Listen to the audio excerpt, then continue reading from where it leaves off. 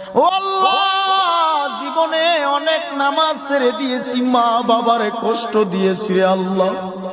ও আল্লাহ, তোমার রসুলের সুন্নতের মালা গলায় লাগাইতে পারলাম না রে আল্লাহ। তওবা করে নিলাম আজকে আলেমুল আমাদেরকে সাক্ষী রাখিয়া।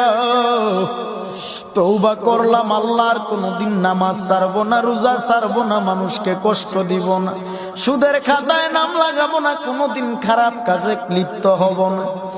আমার আল্লাহর কাছে যদি একটা বার চোখে পানি ছেড়ে তওবা করতে পারো, আমার আল্লাহ এই মাহফিলের প্যান্ডেলের থেকে বের হওয়া মাত্র জিন্দেগির আমল নামার গুনাহগুলো ক্ষমা করতে পারে কি পারে না?